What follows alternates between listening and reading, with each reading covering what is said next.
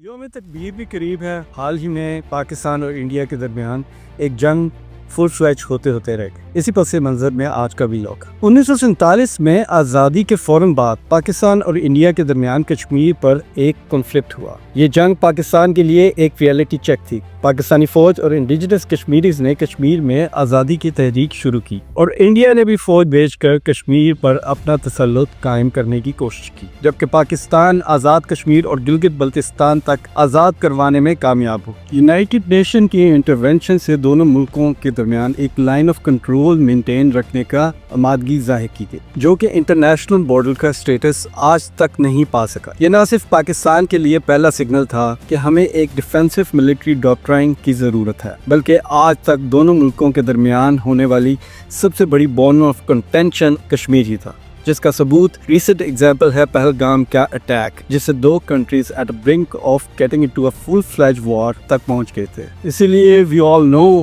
Every true and false details جو دونوں ملکوں کی طرف سے پروپیگنڈا کیا گیا۔ پاکستانی ان کے ایڈمنسٹریٹ کشمیر کو انڈین آکوپائڈ کشمیر کہتے ہیں، تو وہ ہمارے ایڈمنسٹریٹ کشمیر کو پاکستان آکوپائڈ کشمیر کہتے ہیں۔ اس لیے اس ویلاگ کا ہرگز مقصد وار مانگرنگ نہیں ہے۔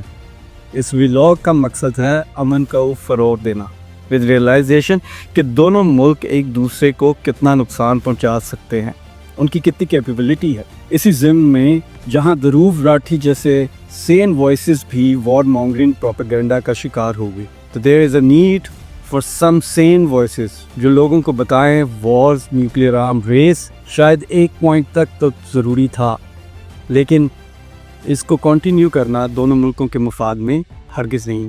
along with some undeniable facts and unbiased analysis۔ ہم اگر پاکستان کی بات کریں تو دوستو، پاکستان کی نیوکلیئر پروگرام کا آغاز سمجھنے کے لیے ہمیں تھوڑا سا پیچھے جانا ہوگا۔ 1947 کے بعد، اس وقت میں جب نیا ملک بنا تھا، برٹن سے آزادی حاصل کرنے کے بعد پاکستان کو کئی مسائل کا سامنا تھا، لیکن سب سے بڑا مسئلہ اور گہرا مسئلہ سیکیورٹی کا تھا، خاص طور پر انڈیا کے حوالے سے۔ جب انڈیا نے پوکھران کے مقام پر اپنا پہلا نیوکلیئر ٹیسٹ کیا، اس ٹیسٹ کا نام تھا اسمائلنگ بدھا، یہاں سے پاکستانی قیادت، خاص طور پر ذوالفقار علی بھٹو نے یہ فیصلہ کیا کہ اگر ہم نے انڈیا کا مقابلہ کرنا ہے تو ایسیمیٹرکل وارفیئر کا رخ اختیار کرنا ہوگا، جس میں نیوکلیئر ڈیٹرنس ایک سینٹرل رول ادا کرے۔ ذوالفقار علی بھٹو کا ایک مشہور جملہ ہے، "We will eat grass, even we go hungry, but we will get one of our own."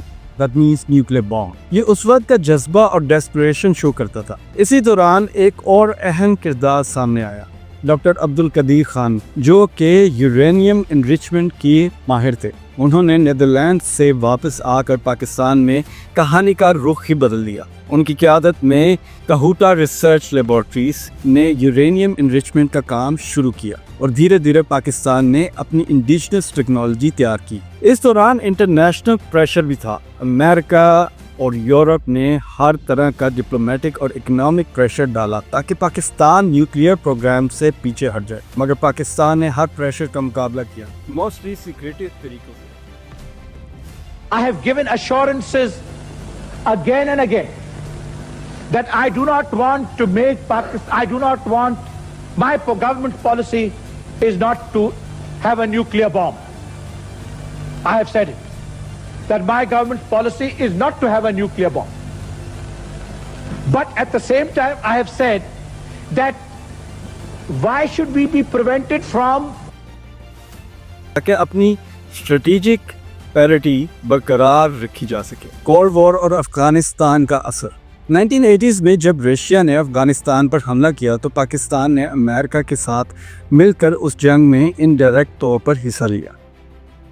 یہ وقت ایسا تھا کہ پاکستان امریکہ کا الائے بن گیا تھا اور اس نے پاکستان کے نیوکلیئر پروگرام پر آنکھیں کچھ دیر کے لیے بند کر دی۔ اس وقت کا پاکستان پورا فائدہ اٹھاتا ہے اور اپنے یورینیم انریچمنٹ پروگرام کو بوسٹ کر دیتا ہے۔ 1998 چاغی کے پہاڑوں میں دھماکے، آخر کار وہ دن آ گیا۔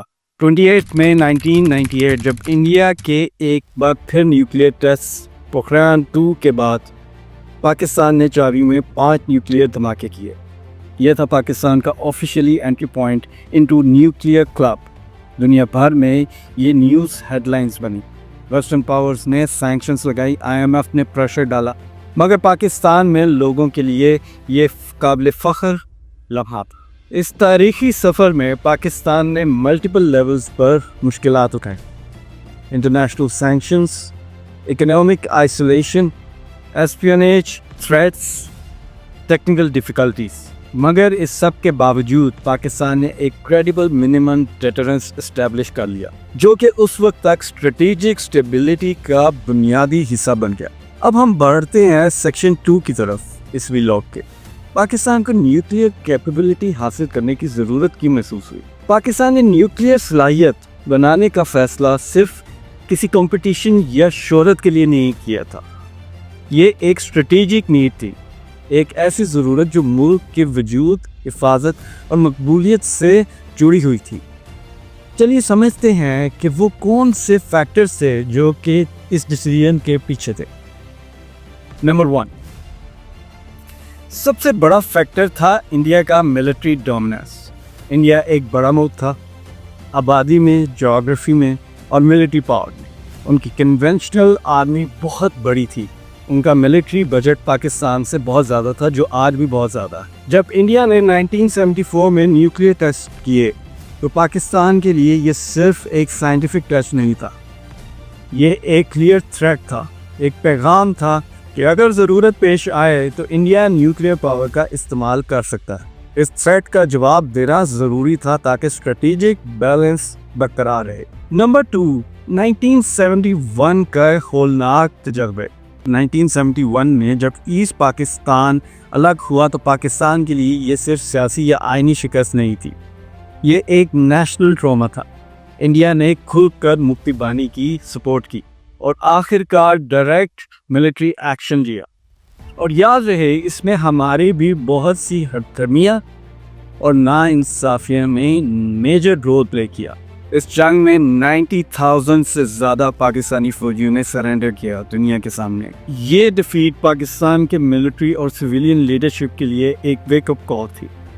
انہوں نے سمجھا کہ اگر ہمارے پاس ایک اسٹریٹجک ایکولائزر ہوتا جیسے کہ نیوکلیئر ویپن, تو انڈیا میں کبھی بھی اتنی ہمت نہ ہوتی اور وہ یہ سب کچھ نہ کرتا. یہاں بھی یاد رہے کہ ہم نے اسٹریٹجک ایکولائزر کا تو سوچا, لیکن یہ سبق بھی انڈیا سے ہم لے لیتے کہ ڈیموکریسی کو مضبوط کرنے کے لیے سب سے ضروری ہے ڈیموکریسی کا چلانا. نمبر 3 ہے اسٹریٹجک ڈیٹرنس, دشمن کو روکنا. پاکستان نے کبھی بھی اپنے نیوکلیئر پروگرام کو آفینسو ٹول نہیں بنایا, یہ ہمیشہ سے ڈیٹرنس کے لیے تھا, یعنی دشمن کو پہلے ہی روک کے رکھا جائے.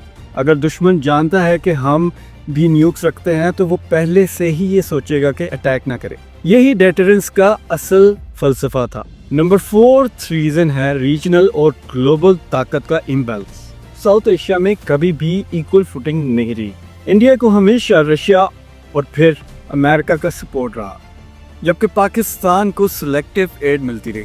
انڈیا UN سیکیورٹی کونسل میں پرماننٹ سیٹ کے لیے دعویدار تھا, جبکہ پاکستان پولیٹیکلی آئسولیٹ ہوتا جا رہا تھا.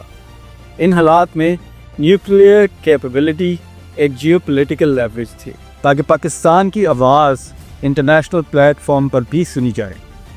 اور نمبر 5 ریزن تھا نیشنل پرائیڈ اور سائنٹیفک پروگریس.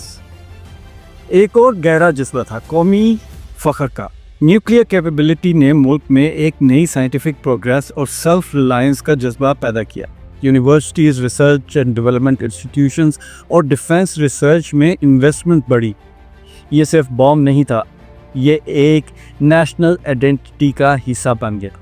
اس طرح نیوکلیئر پروگرام پاکستان کے لیے ایک ریئیکشن ہی نہیں بلکہ اس وقت کی لیڈرشپ کے لیے ایک زندگی اور موت کا فیصلہ تھا, ایک ضرورت تھی تاکہ ملک کا فیوچر محفوظ رہے. اب ہم جاننے کی کوشش کریں گے کہ پاکستان کے نیوکلیئر پروگرام کے اثرات, یعنی اس کے فوائد اور نقصانات کیا ہوئے. پاکستان کا نیوکلیئر پروگرام ایک اسٹریٹجک نیسیسٹی تھا, لیکن اس کے اپنے اثرات بھی تھے, کچھ پازیٹیو اور کچھ نیگیٹو. اس سیکشن میں ہم کوشش کریں گے کہ دونوں پہلوؤں کو غیر جانبدار تجزیے کے ساتھ پیش کریں. فوائد یعنی پروز, اسٹریٹجک ڈیٹرنس امن کا ضامن نمبر 1۔ سب سے بڑا فائدہ یہ تھا کہ پاکستان نے انڈیا کے ساتھ فل سکیل وار کا رسک کم کر دیا۔ 1998 کے بعد دونوں ملکوں کے درمیان کوئی بڑی جنگ نہیں ہوئی، صرف چھوٹی سکیل کی ٹینشنز، یعنی جیسے کارگل، LOC پر چھوٹی موٹی فائرنگ، اور یہ نیوکلیئر کیپیبلٹی نے ہی دونوں اطراف کو یہ یاد دلایا کہ اگر جنگ ہوئی تو انجام تباہی بھی ہو سکتا ہے۔ نمبر 2، فائدہ کیا ہوا؟ قومی اتحاد اور فخر۔ 28 مئی 1998 تو ملک بھر میں ایک جذبہ، یقین اور قومی شناخت کا اظہار ہوا۔ ہر شخص نے اسے پاکستان کی عزت اور وقار سے جوڑ دیا۔ اس وقت کے پرائم منسٹر نواز شریف اور ملٹری لیڈرشپ دونوں نے یہ فیصلہ کیا، لیکن یہ کام کسی ایک دور کی گورنمنٹ یا فوج کا نہیں تھا، پوری قوم کا کلیکٹیو ایفرٹ تھا جو 2 ڈیکیڈ سے زیادہ عرصے سے چل رہا تھا۔ نمبر 3، پرو سائنس اور ریسرچ اینڈ ڈیولپمنٹ میں ترقی۔ نیوکلیئر پروگرام کی وجہ سے پاکستان نے ریسرچ اینڈ ڈیولپمنٹ، سائنس اور ٹیکنالوجی کی فیلڈز میں انویسٹمنٹ کی۔ کہوٹا ریسرچ لیبس، نیشکوم اور اسپارکو جیسے ادارے اسٹیبلش ہوئے۔ یہی سائنٹیفک انفراسٹرکچر بعد میں اسپیس، ڈیفنس اور میڈیکل ریسرچ میں بھی کام آیا۔ Number 4 benefit, geopolitical bargaining power. Nuclear power بننے کے بعد پاکستان کا رول انٹرنیشنل اسٹیج پہ بدلا۔ ویسٹ نے پریشر ضرور ڈالا، لیکن ان کو پاکستان سے متعلق رویہ بھی تبدیل کرنا پڑا۔ یہ ایک لیوریج ٹول بن گیا فارن پالیسی میں۔ اب ہم بات کریں گے نقصانات کی، جیسے کہ ہم نے کہا تھا کہ یہ ان بائسڈ ہوگا۔ نمبر 1، اکنامک کاسٹ، عوام پر بوجھ۔ نیوکلیئر پروگرام کے لیے ریسورسز چھپ کر الوکیٹ کیے گئے تھے، بلینز آف روپیز۔ یہ پیسہ health, education and poverty alleviation جیسے سیکٹرز میں لگایا جا سکتا تھا۔ آج بھی پاکستان کی GDP کا چھوٹا سا حصہ سوشل ڈیولپمنٹ پہ خرچ کیا جاتا ہے، جبکہ ڈیفنس اسپینڈنگ کنسسٹنٹلی ہائی جا رہی ہے۔ نمبر 2، نقصان، false sense of security. Nuclear capability نے کچھ حلقوں میں یہ تاثر دیا کہ ہم انونسیبل ہیں، یعنی کوئی ہمیں کچھ نہیں کہہ سکتا۔ اس مائنڈ سیٹ نے کنونشنل ڈیفنس، ڈیموکریسی اور اکنامک اسٹرینتھ پر انویسٹمنٹ کم کر دی۔ ریئل سیکیورٹی صرف نیوکلیئر بومب سے نہیں آتی۔ نمبر 3، نقصان، گلوبل آئسولیشن اور سینکشن۔ 1998 کے نیوکلیئر ٹیسٹ کے بعد پاکستان پر امریکہ اور یورپ نے اکنامک سینکشنز لگائے، انویسٹمنٹس کا فلو رک گیا۔ یہ سینکشنز کچھ عرصے بعد ہٹ تو گئے، لیکن پاکستان کی اکانومی نے اس کا نقصان محسوس کیا۔ نمبر 4، نقصان، آرمز ریس اور ریجنل ٹینشن۔ جب پاکستان نے نیوکلیئر ٹیسٹ کیا، انڈیا نے فوراً جواب دیا۔ یہ ریس رکنے کے بجائے تیزی سے بڑھ گئی۔ ہر سال نئے میزائلز ٹیسٹ ہوتے تھے، نئے ڈلیوری سسٹمز ڈیولپ ہو رہے ہیں۔ اس سے ریجنل امن خطرے میں پڑتا رہتا ہے۔ تو اگر ہم اس کو سمرائز کریں تو یہ ایک 2 دھاری تلوار تھی۔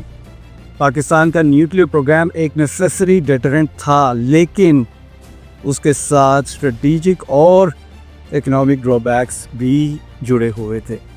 یہ ایک ڈبل ایج سورڈ تھی جس میں اسٹیبلٹی اور ڈینجر دونوں کے عناصر موجود تھے۔ سیکشن 4 بھی آتے ہیں کہ بھارت اور پاکستان کی نیوکلیئر کیپیبلٹیز کیسی ہیں، ان کا مکمل جائزہ لیتے ہیں۔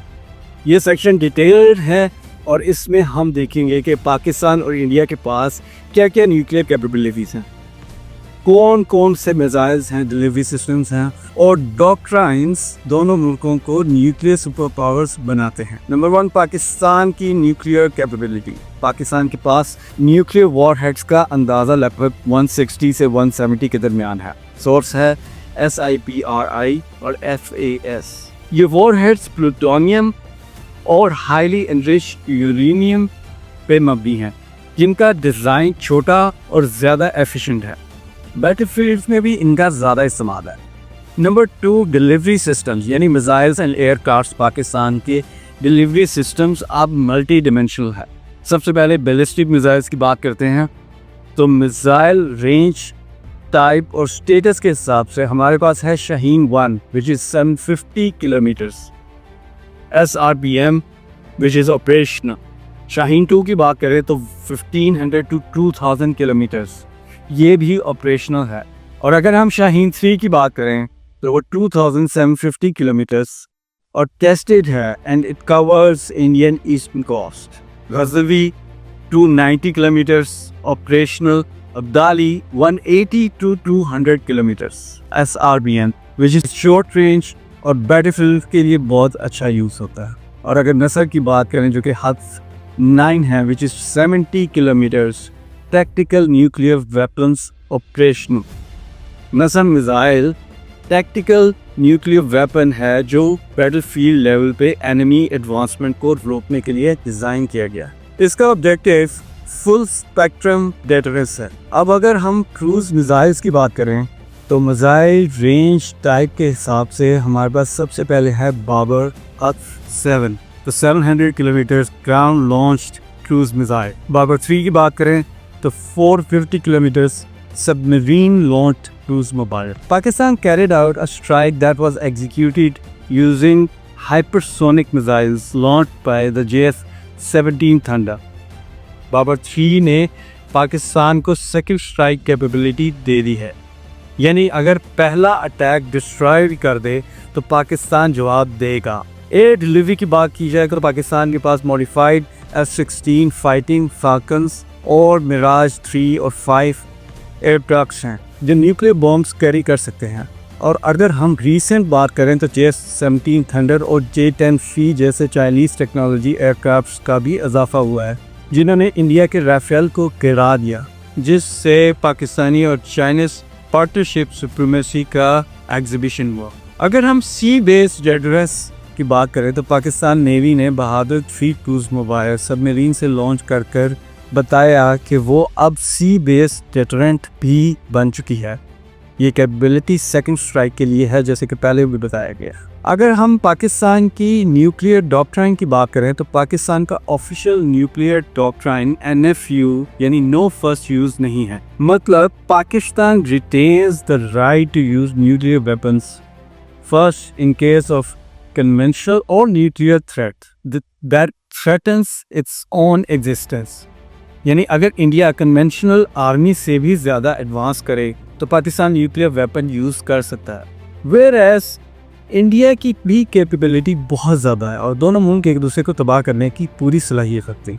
وار ہیڈ ایسٹیمیٹ انڈیا کے پاس 160 to 180 نیوکلیئر وار ہیڈز ہیں, لیکن وہ زیادہ پلوٹینیم بیسڈ ہیں اور ایڈوانس ڈیزائن پر مبنی ہیں. اس لیے منیچرائزڈ اور MIRV یعنی ملٹیپل انڈیپینڈنٹلی ٹارگیٹڈ ری اینٹری وہیکل سسٹمز پہ کام کر رہے ہیں. یہاں یاد رہے کہ انڈیا اس ریس میں صرف پاکستان ہی نہیں بلکہ چائنا بھی ان کے زیر غور ہے. اس لیے اگر ہم انڈیا کے ڈلیوری سسٹم کی بات کریں تو چائنیز فیکٹر کو نظر انداز نہیں کیا جا سکتا.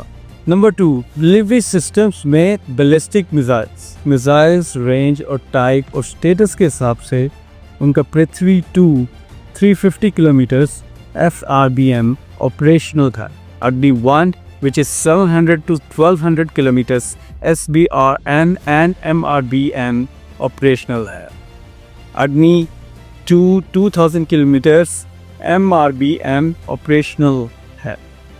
Agni 3 3500 kilometers to 5000 kilometers IRBM operational.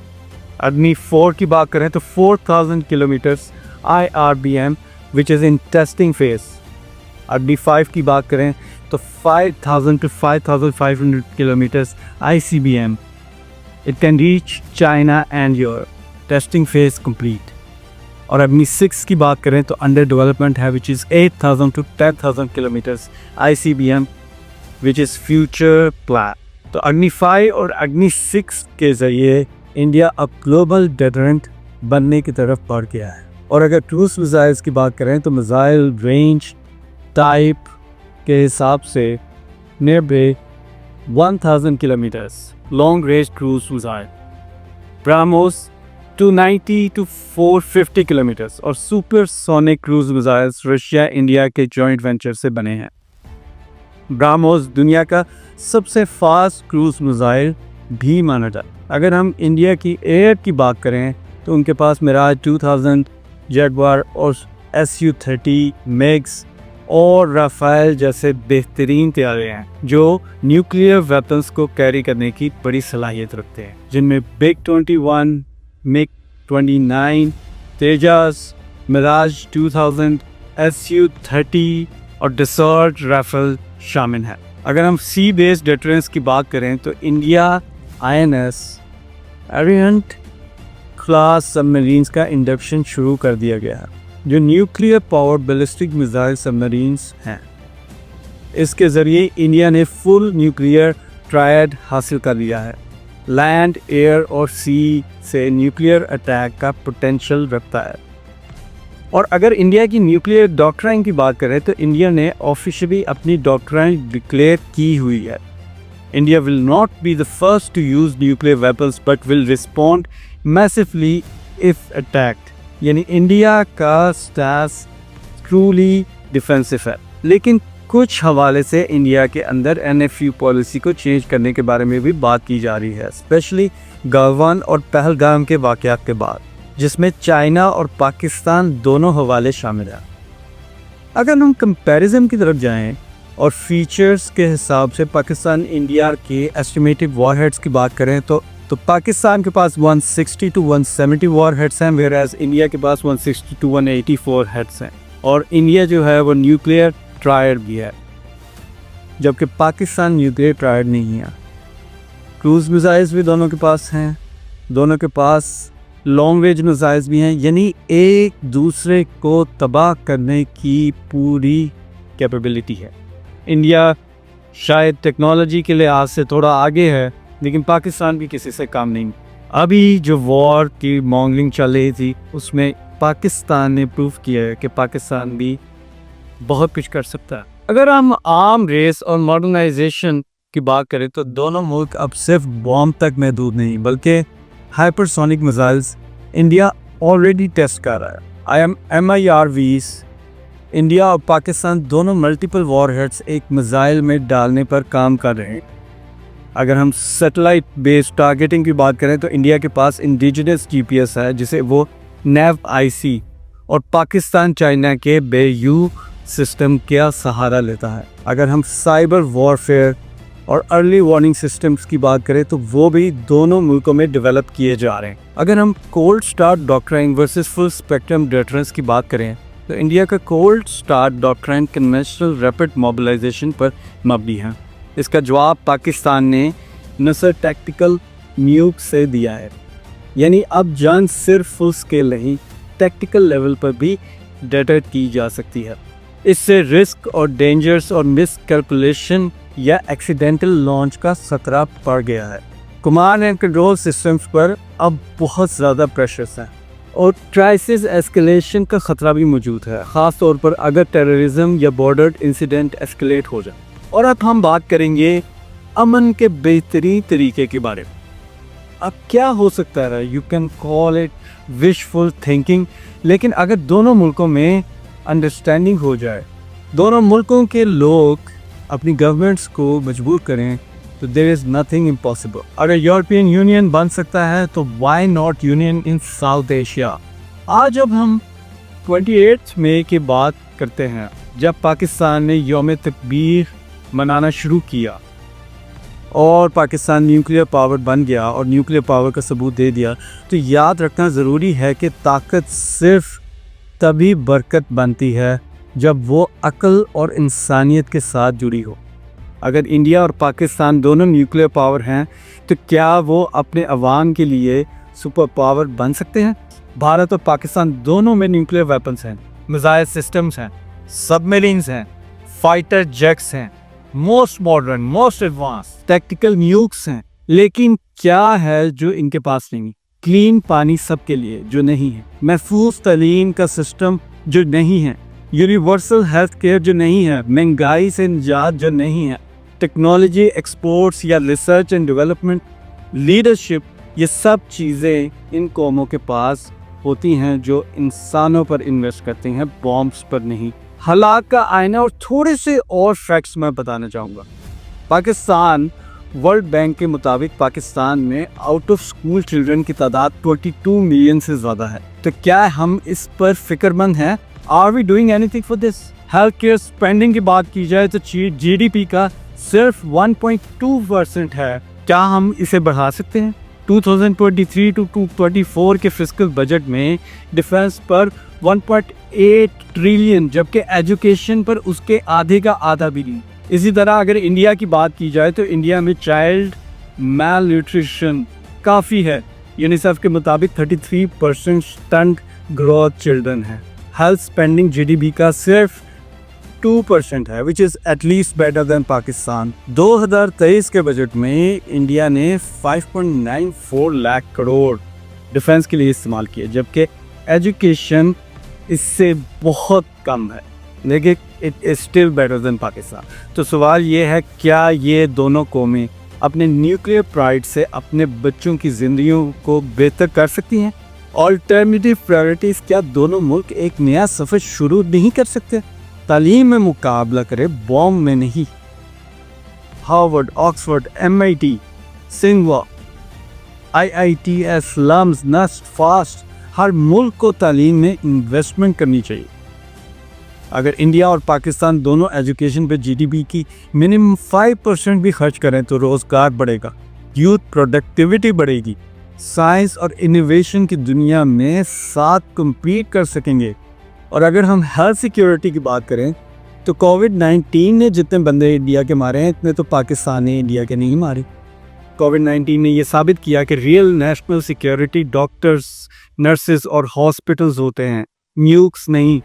अगर डिफेंस की बजाय हेल्थ केयर सिस्टम पर पैसा लगाया जाए तो इन्फेंट मोर्टेलिटी कम होगी, ज़्यादा प्रोडक्टिव आवाम मिलेगी, अमन का रास्ता दिखाई देना शुरू होगा। अब बात करते हैं एनवायरनमेंट और क्लाइमेट की। इसके लिए एकता होना बहुत ज़रूरी है। पाकिस्तान बहुत बुरी तरह क्लाइमेट से इफेक्टेड है और इंडिया भी।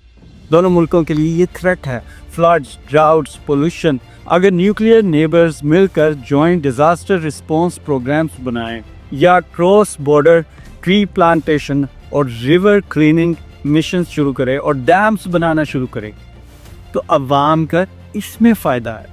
एक दूसरे से अपनी लैब्स की रिसर्च शेयर करना मुमकिन बनाएं। इस तरह से लोगों का परसेप्शन चेंज होगा, फ्रॉम एनिमीज टू पार्टनर्स। क्या हमारे बॉर्डर्स सॉफ्ट नहीं हो सकते? क्या अमन की कोई गुंजाइश नहीं? ज़रूरी नहीं है कि हर जगह बॉर्डर पर सिर्फ फौज हो। आज यूरोप के बॉर्डर्स को देखें, यहाँ कुछ प्रैक्टिकल चीज़ें हैं जो हम कर सकते हैं। हमारा कल्चर सिमिलर है, कल्चरल एक्सचेंजेस कर सकते हैं। Film festivals, music tours, poetry readings, फैज़ और टैगोर दोनों का पैगाम अवामी था। Religious tourism is a great opportunity for the two countries other than general tourism. इसी के साथ हमारी स्पोर्ट्स डिप्लोमेसी भी हो सकती है। क्रिकेट सीरीज को रिवाइव करे, लेकिन India is not ready to play a match. In incident से पहले भी जॉइंट हॉकी टूर्नामेंट्स हुई, स्कूल लेवल इंटरनेशनल मैचेस हुई। I remember when I was in matric, हमारी टीम इंडिया की टीम से कम्पीट करने गई थी। वहाँ पे श्रीलंका और दूसरे साउथ एशियन स्टूडेंट्स भी थे।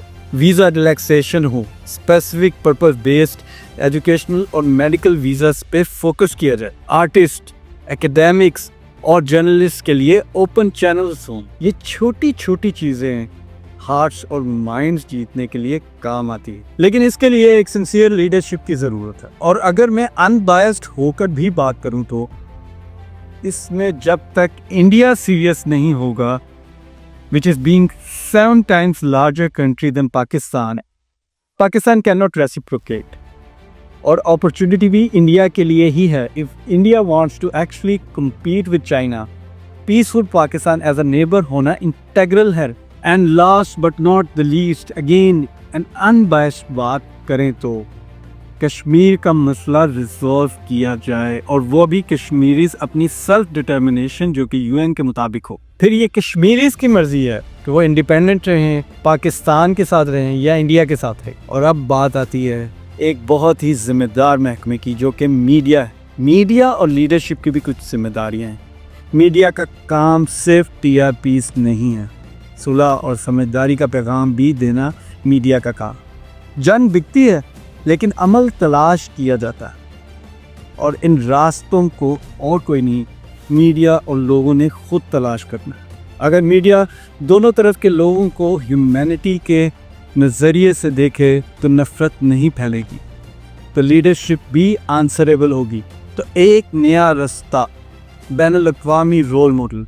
इंडिया और पाकिस्तान अगर न्यूक्लियर और आईटी पावर्स हैं तो ये भी साबित कर सकते हैं कि हम दो न्यूक्लियर पावर्स होने के बावजूद पीसफुली को एग्जिस्ट कर सकते हैं। दोनों मुल्कों के यूथ जो डिजिटल सेवी हैं, ऑनलाइन बिजनेस चला रहे हैं, फ्रीलांसिंग कर रहे हैं, वो अमन का असली हामी है। आखिरी पैगाम के तौर पे 28 मई का मतलब सिर्फ यौम तकबीर मनाना नहीं, बल्कि सोचना भी है कि क्या हम अपनी न्यूक्लियर पावर का यूज़ सिर्फ धमकी के लिए करते रहेंगे या ये यूज़ थ्रू एक सिक्योर, स्टेबल और सेल्फ रिलायंट सोसाइटी बनेगा। We understand that nuclear capability is power, but real ताकत वो है जो बच्चों को स्कूल भेजे, मरीज़ों को दवाई दे और मुल्क में इंसानियत की तरफ लेके जाए। Same voices both from Pakistan और इंडिया आनी चाहिए और वॉर मॉन्गरिंग को ख़त्म होना चाहिए। It is necessary if India plans to become a super power और पाकिस्तान भी अपनी तरक्की और इकोनॉमिक स्टेबिलिटी चाहता है, तो it is necessary for both Nations to actually think about it. बाकी जो हमारे लीडर्स हैं वो कभी भी इस मुल्क से गायब हो सकते। यहाँ पर जीने मरने के लिए अवाम है, चाहे वो पाकिस्तान की हो चाहे वो इंडिया की हो। मुल्क जंगें जीतते हैं और हारते हैं, लेकिन जो हमेशा हारती हैं वो जुबानों की माएँ। अमन के पैगाम के साथ सैयद मोहम्मद काज़मी को इजाज़त दीजिए।